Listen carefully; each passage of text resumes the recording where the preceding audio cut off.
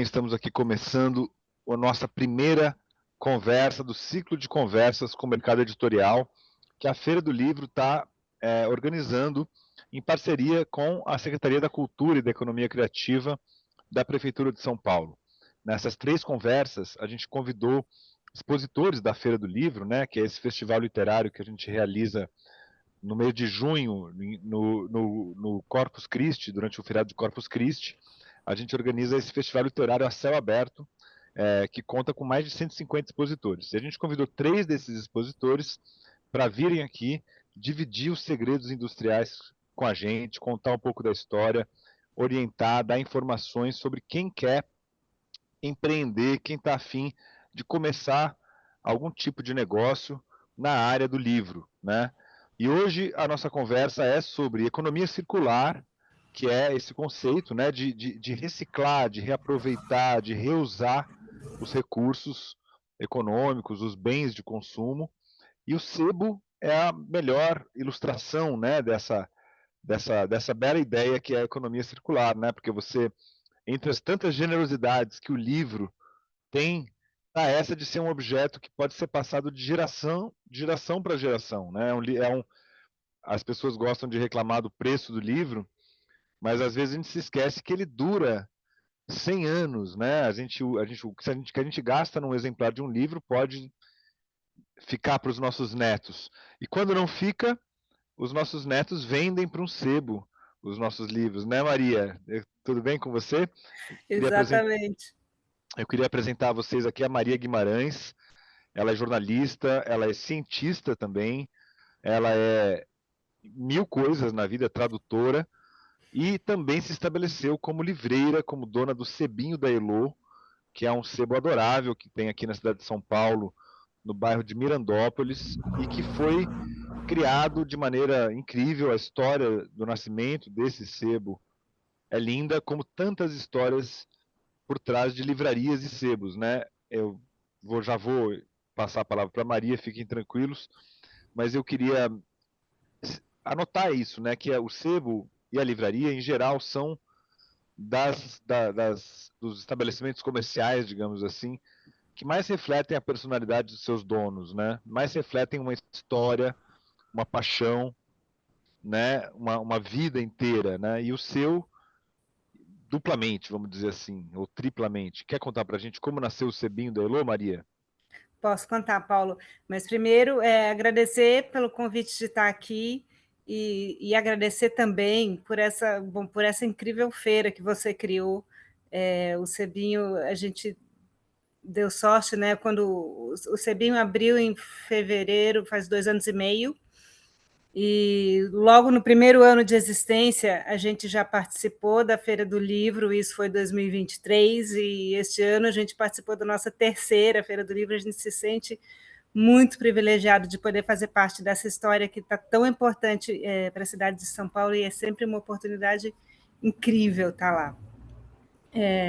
Olha, eu só vou te interromper para agradecer e dizer que a Feira do Livro é um projeto coletivo, né? São 150 expositores e a adesão de vocês de primeira hora e super entusiasmada é fundamental para que ela exista em São Paulo, né?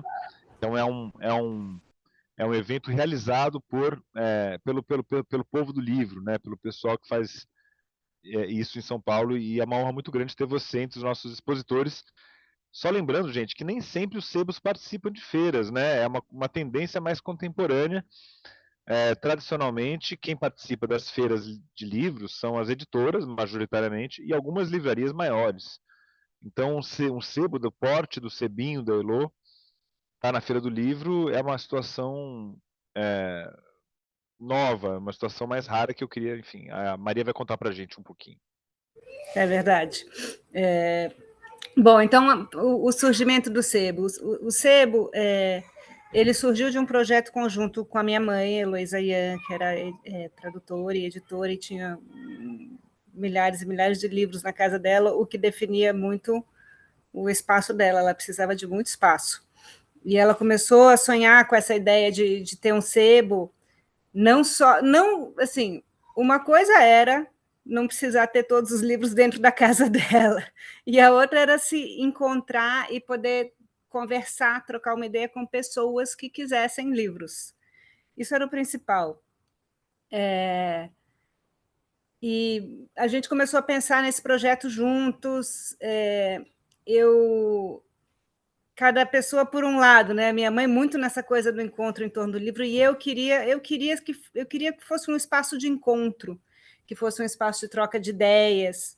E, né, aí também, como eu trabalho com divulgação de ciência, que fosse um lugar onde a gente pudesse fazer conversas, palestras, coisas em torno de temas, mas principalmente que fosse um lugar que as pessoas quisessem estar.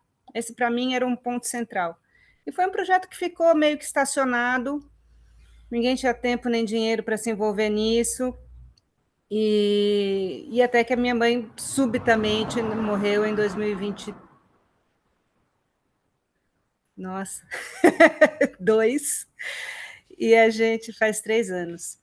E a gente teve que decidir o que fazer com os livros dela. E assim nasceu o Sebinho. Não só os livros dela vieram para cá, como as estantes, como as poltronas, a escrivaninha, e ajudaram, e quadros, e ajudaram justamente a fazer esse lugar em que as pessoas quisessem estar. E eu moro aqui em Mirandópolis, que é um bairro que faz parte da grande Vila Mariana, e perto de metrô, mas ele funciona um pouco como uma cidade do interior. As pessoas andam pela rua, param para conversar, sentam. Aqui a gente tem cadeira de praia na calçada, sentam na poltrona, pedem um copo d'água. E isso, assim, e não tinha nada, equipamento de cultura nenhum. Não tinha nenhuma livraria. Na Vila Clementino, que é o bairro vizinho, tem a livraria Panapaná, que é infantil, mas fora isso, só no Shopping Santa Cruz. E do outro lado tem um sebo também, já na saúde. Tem alguns. Mas nenhum assim, com essa pegada de ser um lugar para onde você vai, né? E então a gente fez esse lugar, né, que a gente tem café, a gente tem vinho, tem a poltrona, tem cadeira de praia, que assim, é para convidar as pessoas para virem aqui estar no meio de livros. Então, é um projeto muito comunitário também, de botar as pessoas para conversarem. Paula, eu não quero falar infinitamente, vai me. Não, tá maravilhoso ouvir você. Eu queria só apresentar um pouquinho para as pessoas a sua mãe, que é uma intelectual notável, uma mulher incrível que influenciou muita gente na área do livro, né? Ela era uma tradutora fantástica, dominava muito bem, pelo menos umas 5 línguas, né, Maria? Ela falava sueco, inglês, francês, italiano, traduzia esses autores, traduzia literatura sueca, literatura dinamarquesa. Ela foi editora do Rubem Fonseca, foi editora do Luiz Alfredo Garcia Rosa, tradutora do Borges. Enfim, é uma das melhores tradutoras e editoras do Brasil, né? E ela então acumulou, como vocês podem imaginar, livros incríveis, livros autografados pelos maiores autores brasileiros, livros que ela usava em pesquisas, né? Porque um tradutor usa, por exemplo, manual de beisebol. Você de vez em quando tem que usar umas coisas desse tipo, né, Maria? Cada coisa engraçada deve ter aí nesse acervo seu. Depois eu queria te perguntar. Tem uns dicionários divertidos também. Então, isso é um acervo pessoal que foi acumulado por essa profissional, que na verdade deve ter gastado bastante dinheiro com seus livros também na vida, né? Porque a gente tem essa característica também de comprar mais livros do que somos capazes de ler, né? E a Heloísa, então, foi acumulando esse ativo, vamos dizer assim, né? Nós estamos falando de economia, é às vezes um pouco cruel a gente falar sobre livros como um bem econômico, mas né? Ela gastou dinheiro com isso e agora proporciona para você uma fonte de renda, né? A partir desse repertório que ela criou, eu queria também comentar aqui que você, Maria, ao fazer essa programação cultural do seu sebo, quer dizer, é uma casinha que fica no bairro Mirandópolis, é um bairro que não é muito conhecido, porque é quase uma cidade do interior, né? Até no nome. Então são casinhas, é um bairro muito residencial, muito pacato, e combina com o sebo, né? Então, nos fins de semana, o sebo está sempre aberto, sempre tem gente ali tomando café, conversando sobre livros, faz uma espécie de lançamento, né? O que é uma coisa meio curiosa, lançar o livro no sebo, mas é um agito que faz parte do que as boas livrarias também fazem, né? A gente sabe que nas boas livrarias de São Paulo é fundamental ter programação boa para atrair o público, né? E isso é uma coisa rara nos sebos também, né? Os sebos em geral são, entre aspas, mais passivos, né? Eles esperam a pessoa que está buscando um livro entrar ali, né? E você não, você busca seduzir a pessoa, né? Fazer ela entrar ali e aí ela acaba comprando um livro que ela nem sabia que ela queria comprar, né? É mais parecido com uma livraria tradicional do que com um sebo tradicional, vamos dizer assim, né, Maria? É verdade. E tem vários jeitos isso, né? Uma coisa assim, nesse funcionamento comunitário, tem várias coisas que foram acontecendo, né? A primeira foi quando, antes da gente inaugurar oficialmente, passou aqui pela calçada uma vizinha, que eu não conhecia, que disse que ela era professora de bordado, que ela dava aula numa loja de tecidos aqui na Avenida Jabaquara, mas que aqui era muito mais simpático. Se ela podia dar aula de bordado aqui. Desde então, já faz mais de 2 anos e meio, a Rita, hoje em dia, 2 vezes por semana, passa a tarde aqui dando aula de bordado. Então, você já chega aqui quinta e sexta e tem umas senhoras bordando, e não só senhoras, às vezes tem jovens, às vezes tem homens. Está aqui um presente, que às vezes Bordando, participa. inclusive, ele está bordando nesse momento? Às vezes, neste momento, não. Ah, Agora certo. acabou a aula, teve aula de bordado agora. Não, aqui eu digo aqui no Zoom.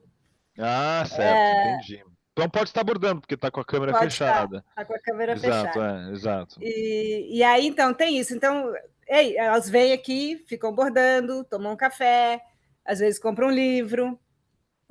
Surgiu também o clube de leitura, né, que é mediado pela Marjorie Abulhar, que é mediadora de clube de leitura. A gente se encontra uma vez por mês, mas são 2 grupos, então 2 dias por mês tem o encontro do clube de leitura. Mesma coisa, né? As pessoas vêm, ficam aqui e tal. Aí tem o que você falou, às vezes tem lançamento, às vezes tem bate-papo sobre um assunto, sobre outro, às vezes tem música.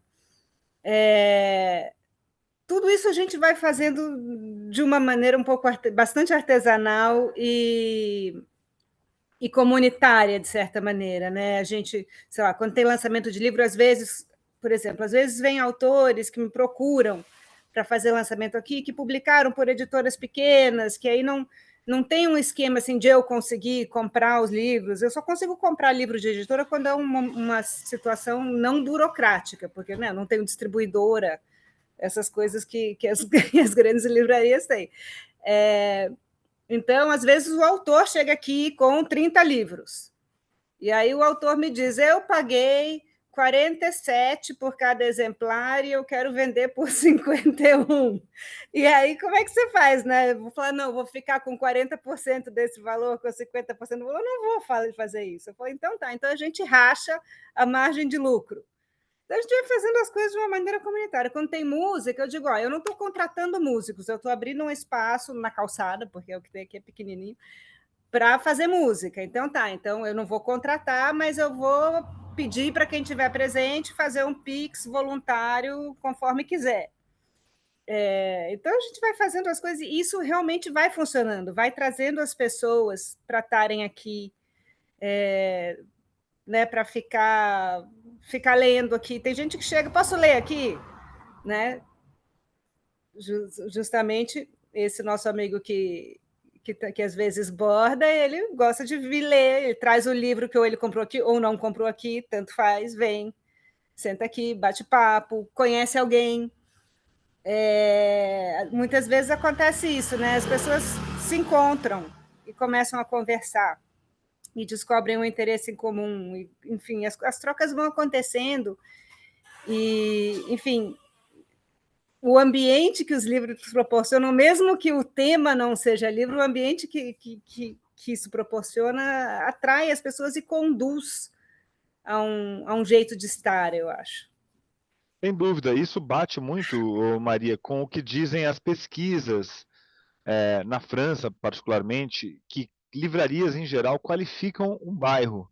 Em geral, quando você abre uma livraria em qualquer bairro, você cria um movimento, atrai, é um polo de atração de pessoas, e aí as pessoas vão tomar café no café da esquina, elas frequentam o restaurante depois do lançamento, fazem o táxi, ponto de táxi da esquina, quer dizer, todo mundo movimenta essa economia. Mas você está falando aí de uma dinâmica muito generosa da sua parte, de abrir as portas literalmente para a comunidade, mas isso paga as suas contas? Eu queria saber, as pessoas compram o livro, vai ler, vai tomar café, vai bordar, ela acaba comprando um exemplar, você tenta de alguma forma conscientizar as pessoas sobre a necessidade de pagar os seus boletos portanto, que elas comprem algum livro? Como é que você resolve esse problema? Porque não é a Santa Casa, né? O Sebinho da Elô, né? Posso imaginar.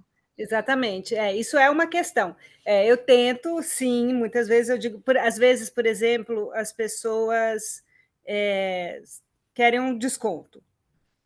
E aí eu digo, dependendo, por exemplo, tem livros, né? A gente põe os preços nos livros pesquisando na estante virtual, pesquisando na internet, vendo quanto está se praticando. Às vezes os livros são muito baratos, às vezes eu ponho, às vezes, até mais caro do que está na estante virtual, porque é um livro que é super comum e, e aí está em algum lugar, que em geral não é em São Paulo, por R$ 5. Mas eu vejo o livro, eu pagaria muito mais nele. Então, eu às vezes falo, não, então vamos lá, esse livro eu acho que não vale os 5. Então a gente vai vendo. Às vezes é o contrário, às vezes é um livro super raro e está R$ 1.000, mas é um livro normal, é completamente normal, só que está fora de catálogo. Aí, se a pessoa quer um desconto, eu falo, então tá, vamos viabilizar que você leve esse livro para casa, vamos conversar e tal. Mas quando você pede um desconto num livro de 20 e ele não está caro, ele está valendo completamente, é um livro ótimo, está novo e tal, eu falo, não, vai, não precisa pedir desconto nesse livro, a não ser que você realmente não possa. Vamos... Então, eu tenho uma negociação e eu, né, volta e meia, tento, né, sim, convencer as pessoas de que é bom elas levarem livro. Também, como você falou, a coisa de seduzir as pessoas, muitas vezes chega aqui livro e eu me lembro de alguém, e aí eu mando, falo, olha só esse livro que chegou aqui, acho que você vai gostar. E a pessoa, nossa, vou mesmo, separa para mim. Então, isso acontece.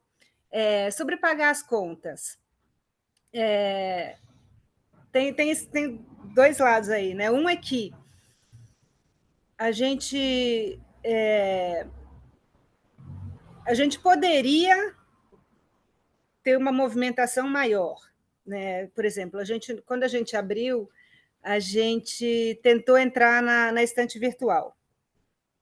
Tinham dito para a gente que, né, outro sebo me disse que 50% do dinheiro que entrava vinha pela estante virtual, e outros 50% pelas compras presenciais. Naquele momento que a gente abriu, a estante virtual estava em reformulação e tal, e não estava aceitando o livreiro novo. Depois disso, eu pensei, vou voltar a isso, vou tentar de novo e tal. Mas aí acontece, bom, eu me divido, né? Você falou que eu sou jornalista e tal, né? Eu me divido entre o meu trabalho oficial, que é o que ocupa a maior parte do meu tempo, e o sebo. A minha capacidade de ir atrás disso, de ficar correndo atrás dessa burocracia, é bastante limitada.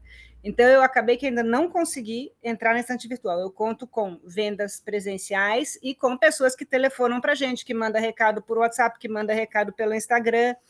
E aí eu mando coisa pelo correio para um monte de lugar e mando entregar em São Paulo. Tem cliente assíduo que nunca veio aqui.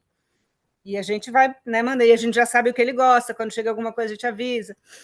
Então, se tivesse uma equipe maior, se eu tivesse aqui 100% do meu tempo, eu né, poderia né, fazer mais coisas. Tem essa coisa, justamente, não é um espaço, né, um espaço que tem que se manter. A gente fica pensando isso, né? Tem essa coisa que é um serviço comunitário que a gente fornece, essa praça pública, E isso não é remunerado, né? É muito difícil você convencer as pessoas de que só o fato da gente existir já mereceria ser remunerado. Só o fato dela poder sentar na poltrona já merece. Claro que eu não vou cobrar para sentar na poltrona, mas, né, seria ótimo se, sei lá, se tivesse fundos públicos para ajudar esses lugares a existir, assim como as praças existem, né? Então, o sebo se mantém, no sentido de que eu pago né, o que entra aqui, paga as contas, paga o aluguel, paga uma funcionária, eu não tiro nada para mim. Se um dia eu resolver viver do sebo, eu vou precisar fazer mais coisas. A gente também tem uma parceria, desde o começo, com uma loja de vinil, a Descomplica Records, que funciona, eles têm, né, eles estão em 2 lojas diferentes, mas parte do acervo deles está aqui. Então, ou eles estão aqui, e quando eles estão aqui, eles estão ajudando a tocar o sebo também, ou eles não estão aqui, a gente também vende, eu, quando estou aqui, e a Ana, que é a funcionária, a gente está também vendendo os discos. Então, a gente, com isso também, a gente divide a função de gestão, né, um pouco. É interessante você relatar isso, que você, na verdade, não opera na sua capacidade máxima, vamos dizer assim, porque você tem outra ocupação, você é jornalista, e jornalista não é um pessoal muito com tempo livre, né? Exatamente. Mas isso mostra que um sebo pode ser um complemento de renda, eventualmente, né? Você talvez pudesse, você falou que você não tira nada para você, mas tem a funcionária, você deve pagar um aluguel relativamente barato, né? Esse é um dos segredos até para qualquer livraria, né? O aluguel não pode ser caro, gente. Não pode inventar moda. Tem que usar aquele imóvel que tá, que é charmoso, mas que ninguém ocupa, numa rua, né, diferente, não pode ser no buchicho, porque isso eleva muito os custos, né? E a arquitetura também é uma coisa que gasta muito. Então, o fato de você ter dado as estantes da sua mãe, né, as poltronas, enfim, esse negócio você deve ter improvisado, ficou super charmoso, né, mas não pode gastar com o lugar, né, isso é uma dica para quem está assistindo a gente aqui, e pensando assim, puxa, vou abrir um sebo, não alugue um imóvel caro, e só alugue, na verdade, né, Maria, você só aluga porque você quer criar esse espaço, essa espécie de centro cultural, né, quer dizer, se fosse apenas a questão de vender livros, talvez você nem tivesse portas abertas na rua, né? Talvez você estivesse fazendo isso no seu apartamento, vendendo na internet mesmo, né? Então, é importante distinguir, gente, que os sebos, você pode ter um físico como o da Maria e vários do centro, e tal, mas muitos hoje operam totalmente nos apartamentos, nas casas, a pessoa vai no correio 2 vezes por semana, usa uma planilha de Excel, nem bota a cara na rua, né? Então é uma opção da Maria criar esse centro cultural que acaba atraindo clientes e parcerias e tal, né? É Legal, isso é. verdade. A gente vê isso, né? Quando você olha na estante virtual, os sebos que estão praticando os preços menores para cada livro são sebos que são fora de São Paulo, porque os custos são menores fora de São Paulo, e que não têm um espaço aberto. Isso tudo reduz muitos custos, né? E aí você consegue praticar preços bem menores. Então, por isso que a gente também acha que a gente não precisa, né? No começo eu achava que eu precisava me pautar completamente por esses preços. Depois eu vi que não, porque, né, a gente tem um outro serviço, né? E isso que é muito legal mesmo, que, né, para quem tem vontade de entrar nessa atividade, de fato, você tem muitos formatos possíveis. E você, na verdade, é interessante você falar isso, você está prestando um serviço, né? Que quer dizer, ao criar esse ambiente acolhedor, charmoso, você está prestando um serviço e ele tem que ser cobrado no preço de cada exemplar que você vende, no final das contas, né? É É. isso que a gente precisa lembrar para o pessoal aqui, porque às vezes a gente quer a paixão pelo livro, a paixão pela vida cultural nos faz falar, não, eu quero oferecer de graça, quero dar o maior desconto possível, né? Mas na verdade a gente precisa pagar as contas e criar uma alternativa de renda mesmo, né? É. Eu queria saber um pouquinho do seu acervo, né? Ele nasceu dessa maneira super especial, que é a biblioteca da sua mãe, que é especialíssima, né? A gente trombava com um livro autografado pelo Cortázar, pelo Francisco Alvim, pelos maiores autores brasileiros, livros franceses, antigos, maravilhosos. Você manteve esse perfil de acervo? Quer dizer, você repõe o seu acervo? Quer dizer, você ainda está, entre aspas, queimando aí o acervo da sua mãe ou você está se abastecendo com novas coisas? E depois eu queria também saber, essa especialização, entre aspas, imagino que seja legal, porque traz um tipo de leitor, né? Leitor de poesia, por exemplo, deve adorar ir aí no seu sebinho, né? Que sua mãe era uma grande editora de poesia também, né? E amiga de poetas. Mas, por exemplo, o que você faz quando cai na mão aí um best-seller, aí o Café com Deus Pai, que atualmente é o líder da lista de mais vendidos?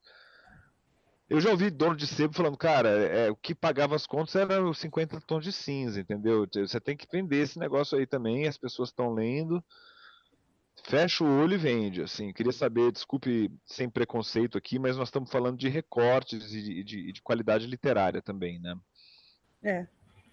Sabe que eu até teve uma vez quando a gente estava planejando abrir, a gente fez uma. Eu fui passar férias no Rio de Janeiro para visitar meu pai, que está aqui, aliás, no Zoom.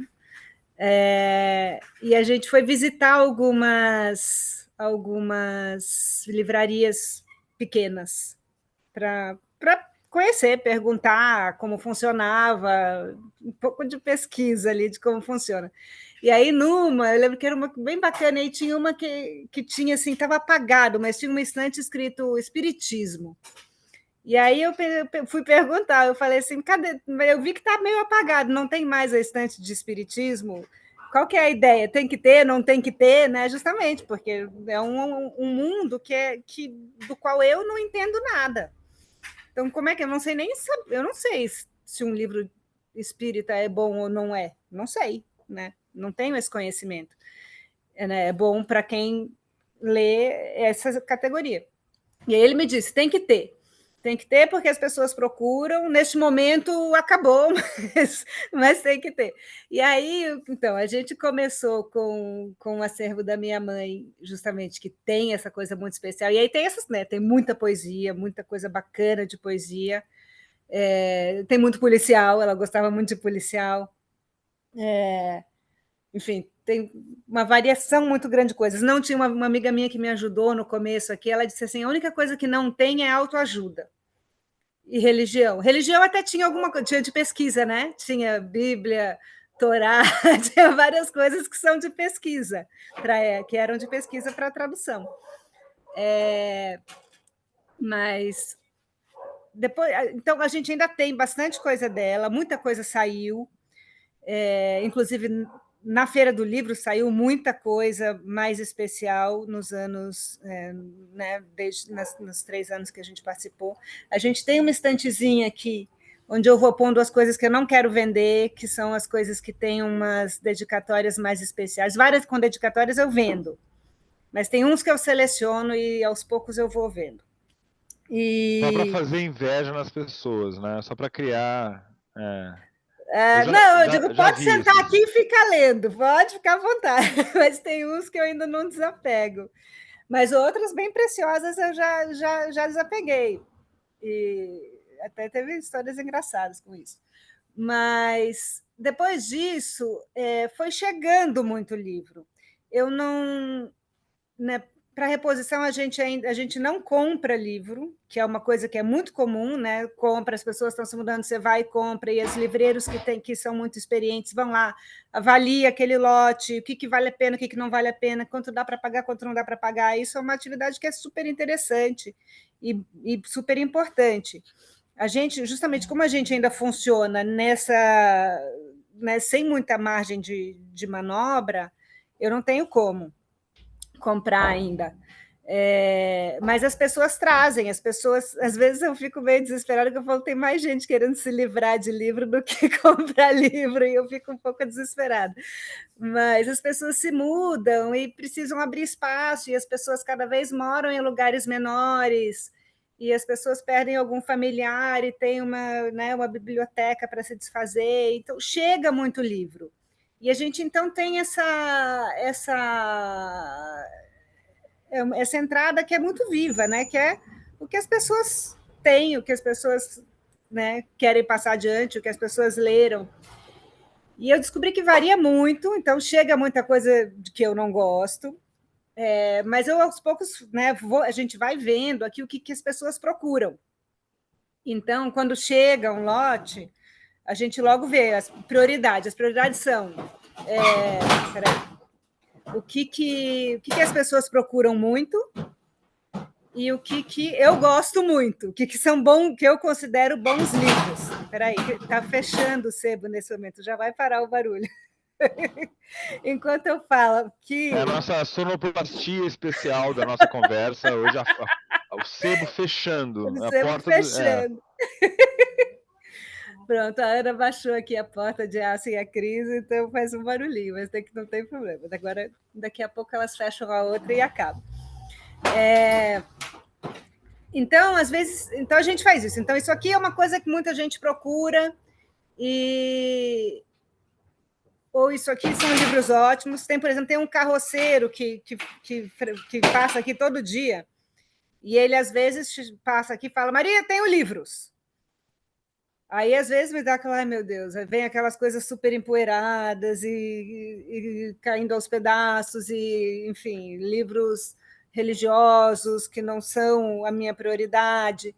E aí, mas eu dou uma olhada, vejo que tem, às vezes tem coisas interessantes e tal, aí para ele eu dou um trocado, né? Aí teve um dia que ele chegou e falou, eu falei, olha, sem condições, eu não tenho mais onde enfiar livro nesse momento, então não dá. Aí eu falei, mas eu vou só espiar. Aí eu espiei, era assim, digamos, eram 60 livros policiais, muitos daquela coleção da Companhia das Letras de policiais, todos são bons, e novinhos. Eu falei, meu Deus, vou ter que pegar tudo, porque, né, eu adoro. Então, assim, as coisas chegam de jeitos meio inusitados, mas às vezes acontece que tem coisas que eu acho que, sei lá, que eu vou ter que ter porque as pessoas procuram muito, e acaba que não é.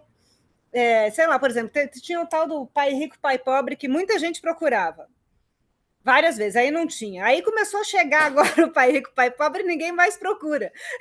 Tem essas ondas, assim. Até teve na Feira do Livro agora, nessa última, teve um cara que perguntou. Aí a gente falou, não trouxe, mas eu trago amanhã. Aí ele falou, vou voltar para buscar. Não voltou. Então, não vai coisas prosperar, assim, não vai prosperar. não Ele vai prosperar.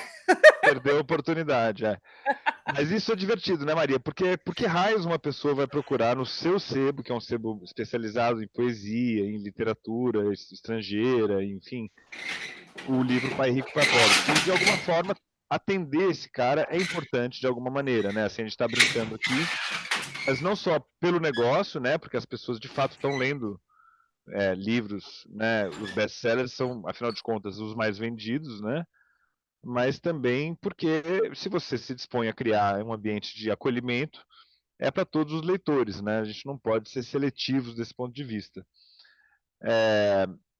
Mas é muito interessante que você falou que vai chegando o livro, porque você tem uma matéria-prima que vem de graça, né? Assim, que é uma coisa rara, né? Imagina que você abre uma padaria que você ganha farinha, ou você, né?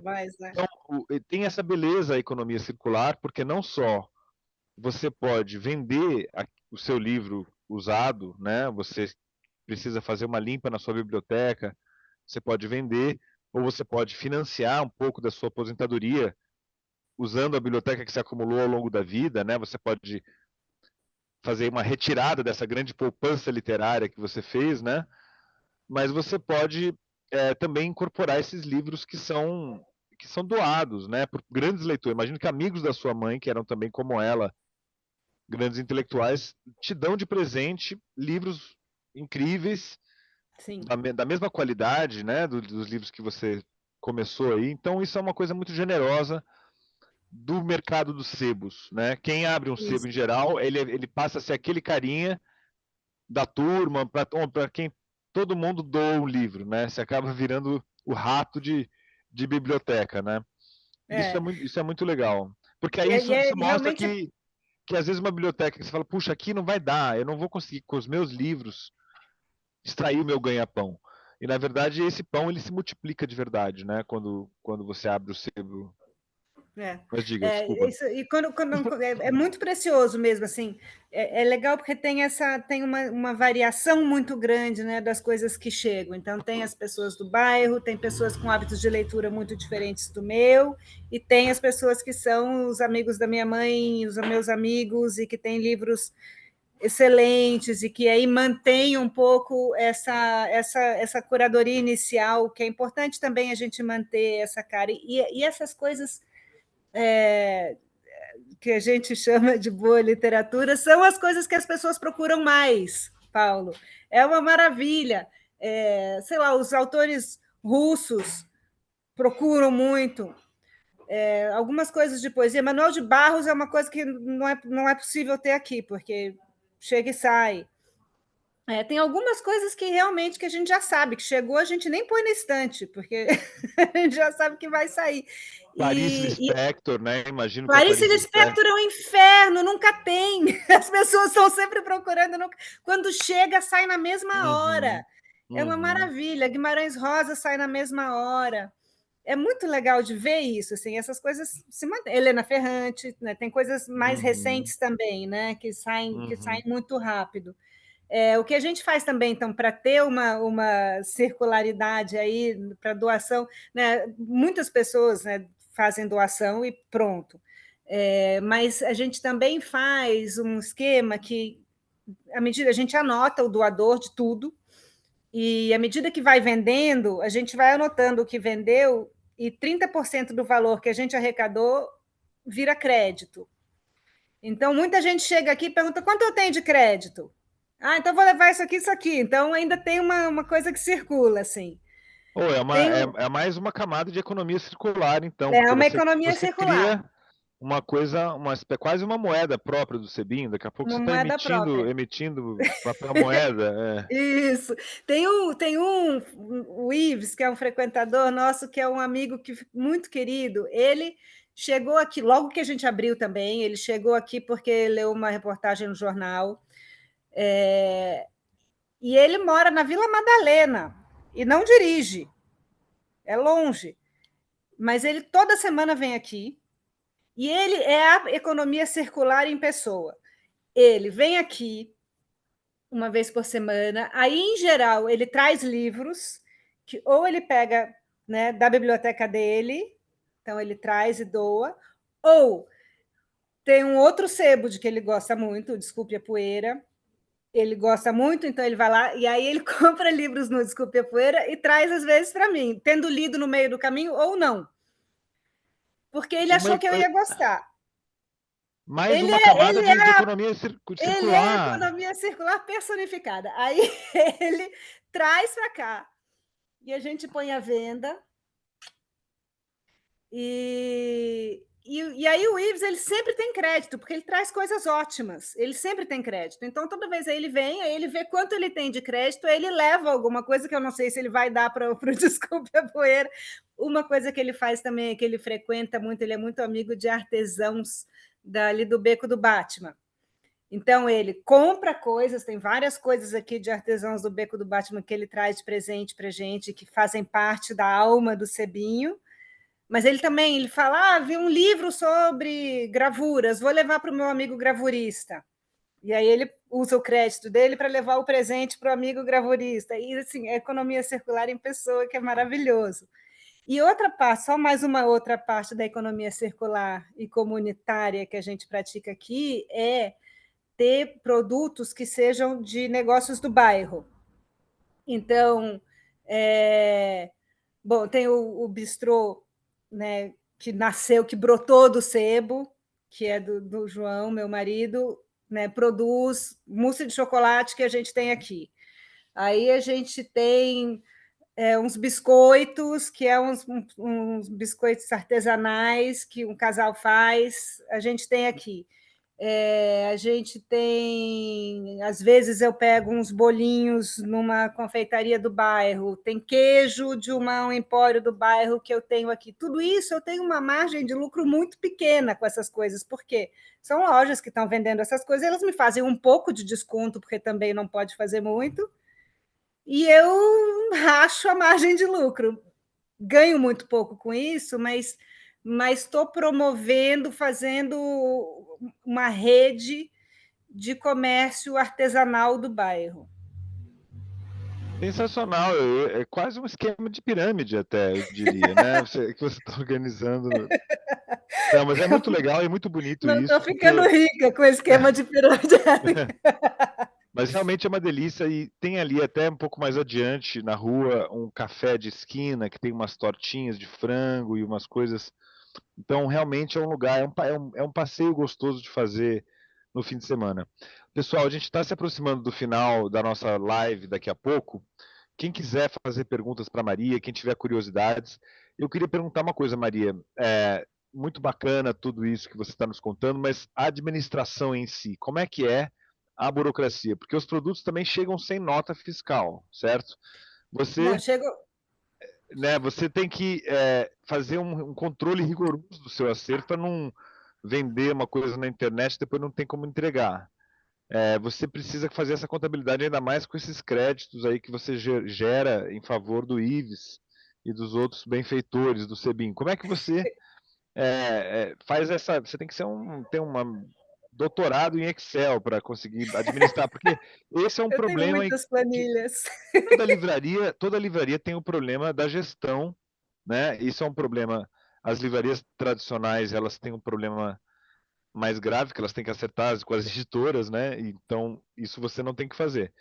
Mas como é que você faz a gestão para não se atrapalhar?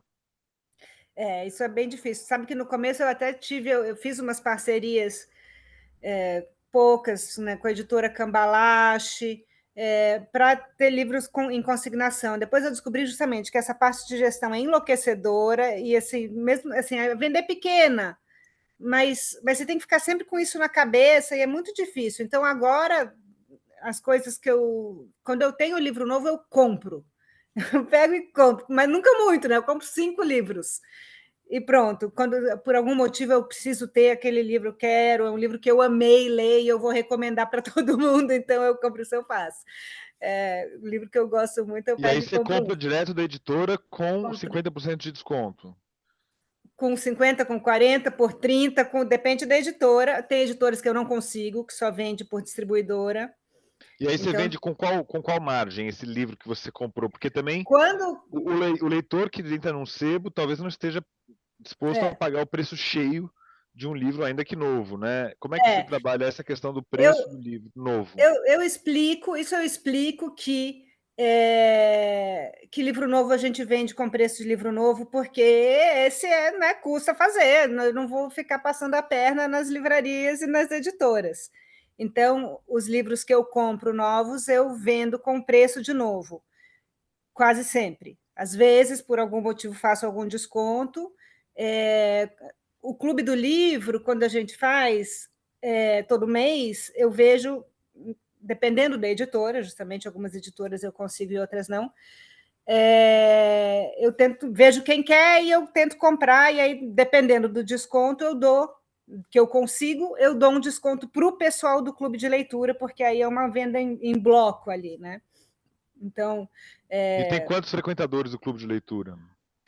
eles são, ao todo, nos 2 dias, 30 frequentadores. No máximo Beleza, 15, no máximo 15 a cada dia. então vamos supor que você Nunca vende os todo mundo quer. livros. Quanto custa o livro? Quanto você vende o livro? R$ 80 o preço de um livro?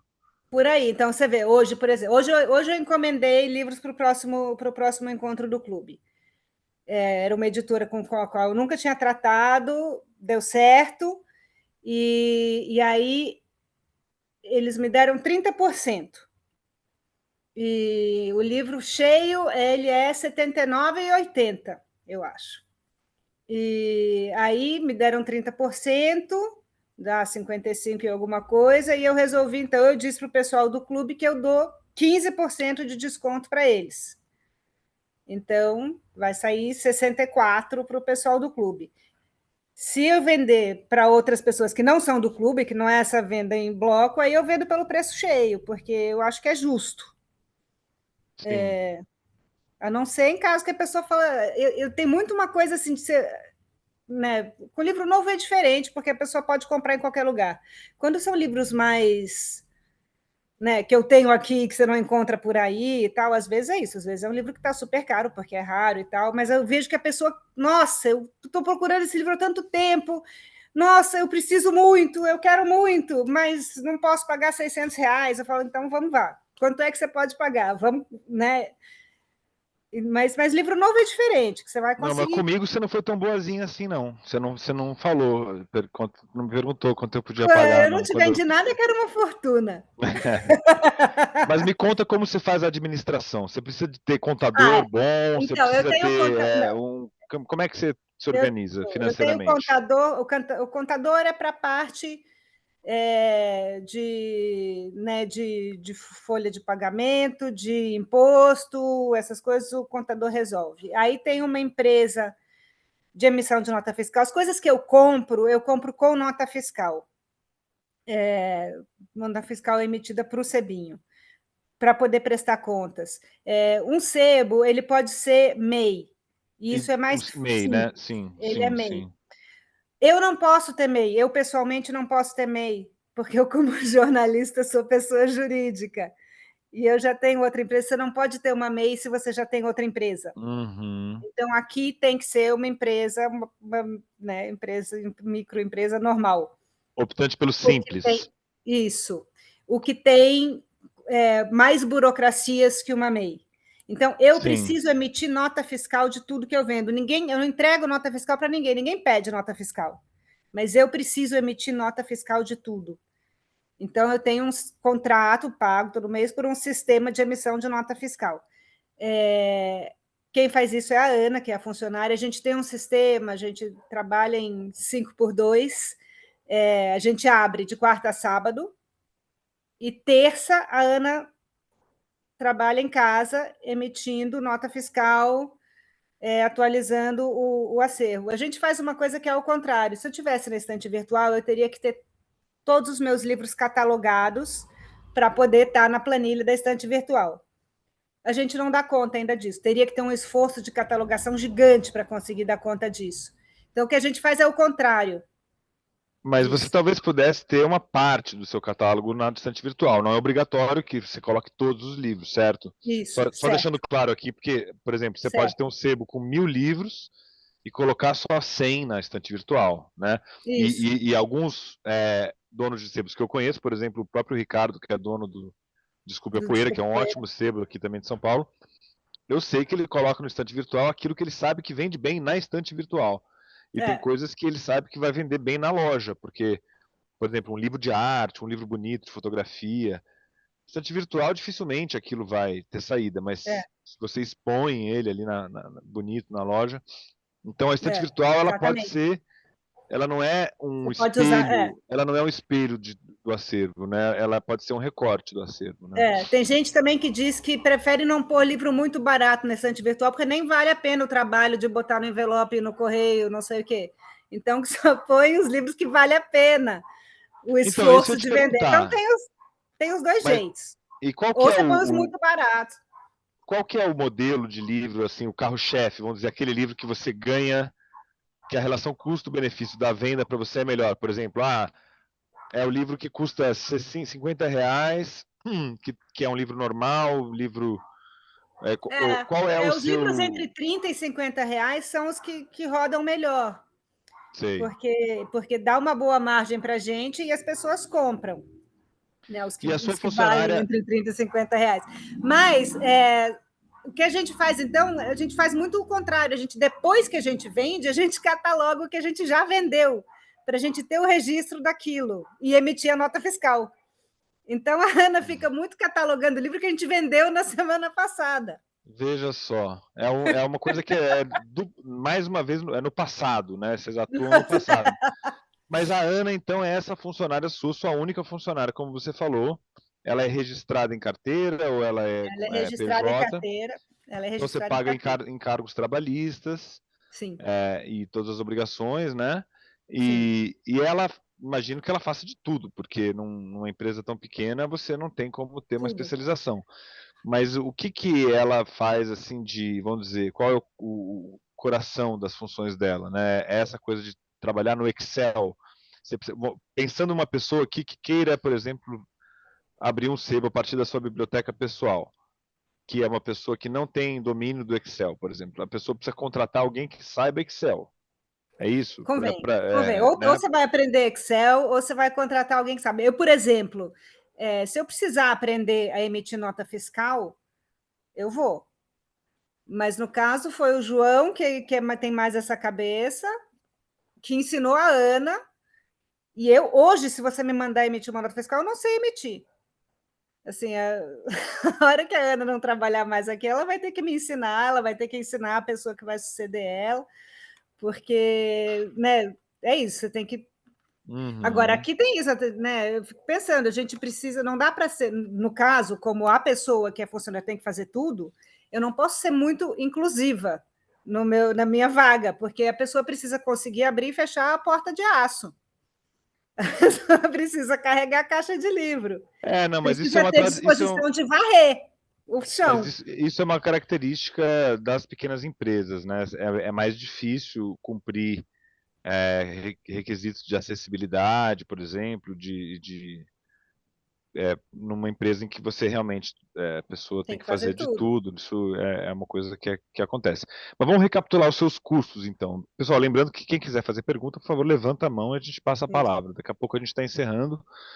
Mas você paga, então, aluguel, você paga a sua funcionária, você paga o sistema de emissão de notas, você paga Contador, correio, você correio. paga faxineira, imagino, né? Tem que, impostos, O contador, contador, luz, água. luz, água, transporte, deve ter bastante, imagino que esses livros que ficam entrando e saindo, você tem que ter um Sim, esquema de log, sei lá do que, né? eu uso o Lalamove. E que mais você diria? Deixa eu ver. Aí tem as coisas, né? Papel higiênico, Insumos. coisas básicas assim, Aham.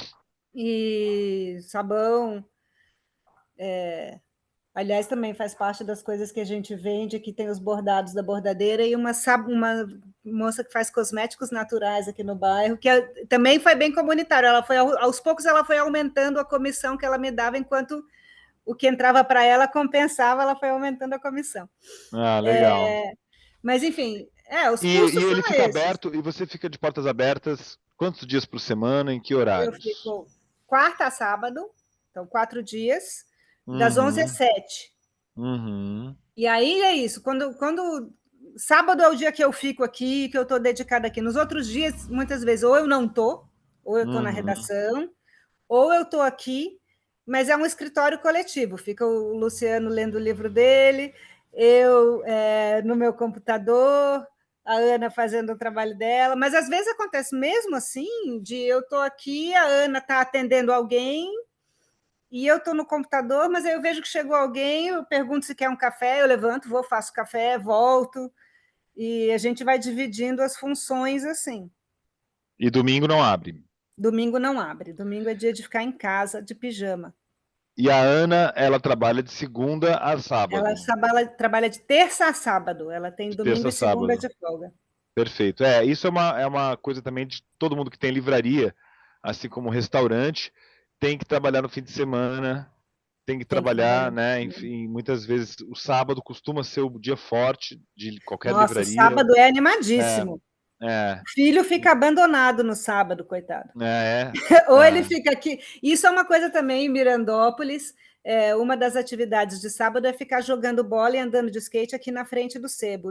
Isso É. tem famílias aqui do bairro que vêm para cá porque o filho gosta de jogar futebol na rua e andar de skate, e os pais vêm e ficam tomando vinho e comprando livro. É bem Que bom. maravilha, que delícia. Muito bem, Maria. É muito incrível esse projeto que você faz. É uma homenagem linda à sua mãe e é um negócio também que te oferece uma alternativa de renda, né? Você falou que, por enquanto, dá para perceber quanto você está curtindo, quanto que o prazer desse trabalho tá te É uma remunerando, assim. delícia. É Mas uma você delícia. Me mesma dá muita falou que, energia. sim, você mesma falou que caso você precise ou queira, você vai conseguir dar corpo para isso, né? É, queria saber só se você, sem querer ser intrometido, mas também sou jornalista, né? Então você conhece a nossa Uhum. classe. Eu queria te Uhum. perguntar se você poderia dizer um pouquinho para a gente ordens de grandeza, né? De, por exemplo, quanto que um sebo de pequeno porte, de bairro, pode ter expectativa de faturar, assim, vamos dizer, sei lá, R$ 5.000, 10.000, 2.000, se você puder compartilhar, assim, não os seus números Uhum. especificamente, mas uma Sim, ordem de sim. grandeza e também uma ordem de grandeza dos custos, quer dizer, com menos de tantos mil por mês você não tem como manter, né? E eu acho que também eu queria sempre lembrar que essa opção de ter um lugar físico com funcionário ali e tal, é uma opção do seu modelo que deu certo, porque envolve toda essa curadoria do espaço e tudo mais, mas que as pessoas muitas vezes começam o sebo em casa mesmo, de maneira caseira, até conseguir ganhar fôlego, né, e poder eventualmente abrir um espaço ou ter mais funcionários, ter é uma coisa que dá para fazer gradualmente, né? Porque você pode Isso. aumentar o acervo, ele pode ir aumentando. Então Uhum. não é uma coisa que você precisa já de cara ter a renda Isso. que você planejou, que você gostaria de primeira, assim, não tem essa. Inclusive eu né, no começo eu não tinha funcionária. Eu, por um tempo eu tive uma estagiária, que é uma estudante de letras, então fazia menos horas aqui, tinha muito menos responsabilidades, né? E ganhava uma fração. E o salário de base, né, para atendente de livraria é da ordem de 1.800. E eu acho que o custo fixo aqui deve estar na ordem de 7.000, e, né, juntando isso tudo. E assim, a questão é assim, se eu agora começasse a me aplicar loucamente, né, eu acho que não seria difícil eu tirar mais, sei lá, 2.000 para mim. Mas assim, para eu chegar num salário que eu considerasse bom, demoraria um tanto. Muito bom. Temos aqui uma pergunta. A Marisa está perguntando, está dizendo que é muito bom te ver aqui de novo, e Adorei ver a perguntando Marisa aqui. se o clube de leitura é online ou se é presencial. Ele não é online, ele justamente ele tem essa coisa de presença. E ele é uma delícia, ele é uma delícia. Tem gente que vem de longe até, vale a pena. É, ele tem essa coisa muito calorosa, assim, de estar aqui junto, de trocar ideia. Então, ele realmente ele tem esse caráter presencial. Às vezes a gente faz na calçada quando está calor, e é uma delícia. Em São Paulo, a gente ocupar a calçada é um privilégio. A gente fica tomando vinho, chá e conversando. E é legal que, né, nessa questão de bairro, né, você constrói uma comunidade de leitores de bairro bem genuína mesmo, né? Assim, Sim, sendo porque o clube de leitura online, ele muitas vezes é mais as pessoas vão e vêm, né? Aparece conforme o título, conforme o livro, e tal. isso. A fidelidade, vamos dizer assim, do presencial talvez seja um pouquinho maior, né? Sim, a gente gosta de vir para se encontrar. Tem E isso. ela pergunta como você divulga a data e o livro. A gente divulga pelo Instagram. Todo mês eu divulgo. Eu tenho também um grupo de WhatsApp que eu divulgo as coisas. O próximo a gente teve essa semana, ontem e anteontem, a gente teve o desse mês, que foi. Nossa, agora me deu branco, Luciano. Catedrais, da Cláudia Pinheiro. uma autora argentina. Sim, autora incrível Foi que esteve na Feira do muito Livro. legal. Foi convidada da Feira do Livro no ano passado, em Ah, 2024. é mesmo? Eu não me Sim, lembrava disso. foi Muito legal, convidada. deu uma discussão riquíssima, foi Uhum, delicioso. E uhum. o próximo vai ser em setembro, dia 9 e 10 de setembro, que esses são 2 grupos, né? E é sempre o grupo de terça e o grupo de quarta à noite. E vai ser o Colibri, do Sandro Veronese, Autor que esteve na Flip agora, né? Então são sempre que livros foi um que sucesso na Flip. são livros Não são que estão sendo sempre, mas lidos, né? São livros assim que as pessoas estão, né, que estão nem acontecendo. sempre, Ah, nem sempre. Nesse caso foram 2 que foram, mas nem sempre são.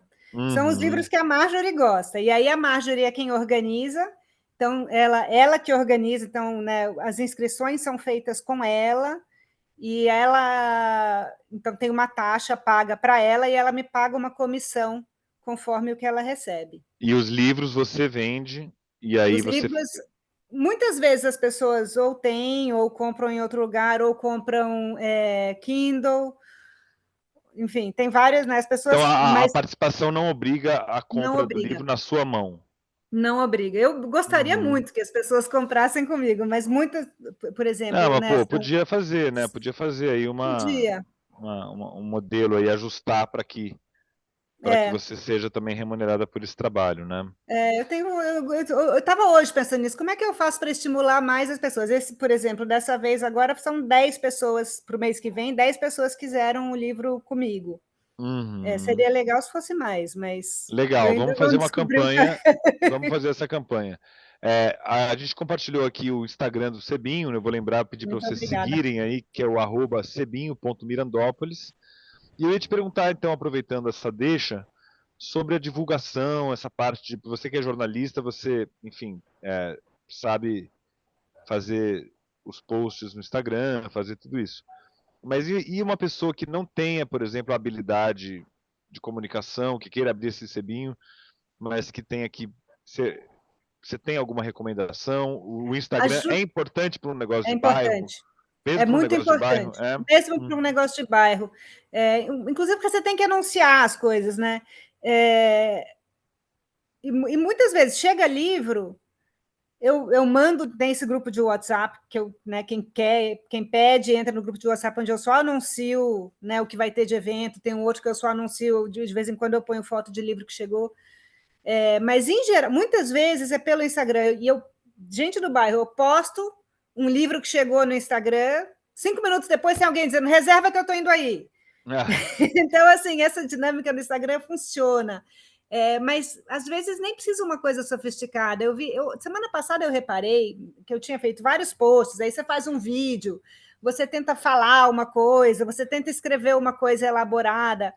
Os 2 posts semana passada que mais tiveram visualização foram 2 posts que eram pilha de livro. Eu fotografei as lombadas, só pilha de livro e dizendo chegaram livros novos. Foi o que mais teve visualização e as pessoas chegam dizendo, eu quero aquele que eu vi. E às vezes você tenta fazer uma coisa mais sofisticada. A Cris, por exemplo, da Descomplica Records, ela toda quinta-feira ela faz um post de algum tema que junte livro e música. O de hoje eu ainda não fiz o post, eu vou fazer assim que terminar aqui. Ela já me mandou o texto e as fotos. Vai ser sobre o Rui Castro Chega de Saudade e com discos de bossa nova. E ela sempre faz um texto super elaborado e super interessante. E então, assim, a gente tem essa diversidade. Às vezes faz um vídeo, eu sou tímida para aparecer em vídeo, então eu faço pouco, mas a gente vai variando. Mas o fundo é que não precisa ser sofisticado. Mas, por exemplo, eu não tenho nenhum talento gráfico. Então, por exemplo, para fazer as artes de convite para o Clube do Livro, de anúncio de evento, eu pago alguém para fazer para mim. Eu não tenho condições de fazer. Então, a gente sabe até onde a gente consegue ir, né? e você diria que o volume de vendas, por exemplo, no Instagram, ele é considerável? Quantos exemplares você vende por mês? Você poderia me dizer, em geral? Eu não tenho E esse quantos número. você vende, mas você não sabe quantos você vende por mês no geral, não só no Instagram. Não, Mas eu diria, digamos, sei lá, digamos 100 livros por mês, Uhum, dessa ordem de grandeza. entendi. Muitos são por Instagram e por WhatsApp, Uhum, digamos 20%, talvez. uhum. A gente tem aqui na mesa, tem um monte de livros que são os reservados, as pessoas reservam e em algum momento vêm buscar. Às vezes elas somem, aí a gente dá uma cutucada e fala, ó, vou pôr na estante de volta. Então acontece. Tem uns que a gente fica ali, que a gente sabe que a pessoa um dia vai comprar, né? E aí a gente vai insistindo até que ela resolve que compra. A Ana conseguiu vender um para o Luciano, que demorou acho que 1 ano para ela conseguir, mas ela conseguiu. É, né. Muito bom, Maria. Muito legal saber funcionamento e seus segredos Ana Karenina. industriais. Pessoal, quem mais quer fazer alguma pergunta para Maria? Aproveita a ocasião, porque é agora ou nunca. Ou então vocês vão ter que ir até Mirandópolis, que é o que eu recomendo que vocês façam, na Venham, verdade. venham até É um Mirandópolis. passeio de uma delícia. Uma manhã de sábado ali, dar E uma ainda dá para ir garimpada. almoçar no nosso É, bistrô, que é o nosso brotamento aqui. só na Pechincha que a Maria, pelo menos comigo, não foi assim tão boazinha, mas vamos ver, quem sabe mudou a política da casa. Tô, tô brincando, gente, é que eu acho que a gente tem que lembrar sempre que o livro usado, ele vem com esse valor todo de curadoria que a Maria faz, né? Quer dizer, você ter tido essa mãe que acumulou esses livros, que refinou esse gosto literário, que está agora presente. Você está ali nessa biblioteca, você sente a presença dela. Isso é uma coisa que tem um valor e a gente não pode jamais esquecer, né? O livro, como diziam os franceses, não é uma mercadoria como qualquer outra, né? A gente tem uma exceção no comércio de livros, ele tem um valor cultural, tem um valor social, e o sebo tem, sem dúvida, um valor importantíssimo para a economia criativa, para a gente evitar o desperdício de livros, a superprodução, que são coisas que acontecem, e também a reciclagem, né, que a gente consiga passar de mão em mão os grandes livros que a gente leu na vida e que marcaram as gerações, podem marcar as próximas também. Maria, tem alguma coisa mais que você queria dar uma dica especial para quem está pensando em abrir o sebo? Vai fundo? Como é que é? Qual é a É uma sua delícia, mensagem? eu acho uma delícia, sendo presencial, não sendo presencial, assim, a gente lidar com livros é muito gostoso, né? E adquirindo, né, essa intimidade com eles. Eu acho que a dica é isso, assim, se a gente puder, nem sempre é possível, né? Às vezes você tem que vender o que, né, o que as pessoas estão procurando, não necessariamente é o que você gosta, mas se a gente puder ter né, privilegiar as coisas que a gente gosta, é muito bom, porque a gente vende com muito, né, com muito ímpeto. Com Quando eu leio um propriedade, negócio e né? eu gosto. Quando eu leio, né, recentemente teve isso, teve livros que eu gostei muito e que eu comprei para ter aqui e eu recomendo para as pessoas compram, porque eu falo, nossa, isso aqui é sensacional, você vai gostar de ler. E aí as pessoas compram, e é muito legal isso, porque a gente vai compartilhando as coisas que a gente ganha ao longo da vida, a gente compartilha com as outras pessoas. E isso é uma coisa importante, que é o algoritmo que você tem aí na sua cabeça, né? Que nada substitui, né? É. Essa sua capacidade de fazer uma sugestão, de trazer um livro que você já leu. E isso a gente Isso. foi ganhando muitos amigos com isso, né? Porque justamente a Uhum, gente vai conhecendo as pessoas e vai trocando. uhum. Esse contato que a gente tem, mesmo com cliente que nunca veio aqui, mas que eu já sei o que gosta, a gente vai adquirindo essa familiaridade com as pessoas, que é muito gostoso. Uhum. Maravilha, parabéns pelo trabalho. Viva o Sebinho da Elô, viva a Elô, que foi Obrigada. essa grande leitora que está multiplicando o universo literário dela a partir do seu Sebinho, também de tantos livros que a gente leu na vida, que foram traduzidos por ela, né? É uma É coisa verdade. maravilhosa. Inclusive a sessão de infantil aí era muito boa, pelo menos porque ela foi uma grande É, tradutora de livros infantis, então tinha um acervo muito tem. legal de livros É verdade. infantis. Beleza, gente. Caso tenham alguma pergunta, por favor, façam agora, senão vamos encerrar a nossa primeira conversa com o mercado editorial sobre economia circular. A gente está fazendo aqui um ciclo de conversas da Feira do Livro em parceria com a Secretaria Municipal da Cultura e da Economia Criativa. A gente vai ter 3 conversas, essa aqui foi a primeira, sobre a economia do livro. Nós vamos estar aqui também com as editoras Ubu, que é uma editora independente, que é sediada aqui em São Paulo, incrível também, que tem uma abordagem muito original do ofício de editor, o design gráfico é lindo, como se diz, a linha editorial da Ubu é notável, incrível, está sempre movimentando o debate. E também a Todavia vai estar com a gente aqui, que é uma das principais editoras literárias hoje em dia, que faz um trabalho incrível também, né, de edição e de divulgação da literatura. Nós vamos estar aqui com os times da Ubu e da Todavia para falar sobre a economia do livro. Livros que um dia vão parar na mão da Maria, né? Os livros que a Ubu, não é? Torturado. Exatamente. Imagino que você tenha muitos Torturado não para na estante. Não para. Os que entraram poucos e os que entraram saem imediatamente. Não para na estante. Não tenho nenhum Itamar. Beleza. Muito bem, gente. Muito obrigado. Muito obrigada a presença de todo mundo. Obrigado a você, muito obrigado a vocês todos que estão aqui com a gente e até a próxima.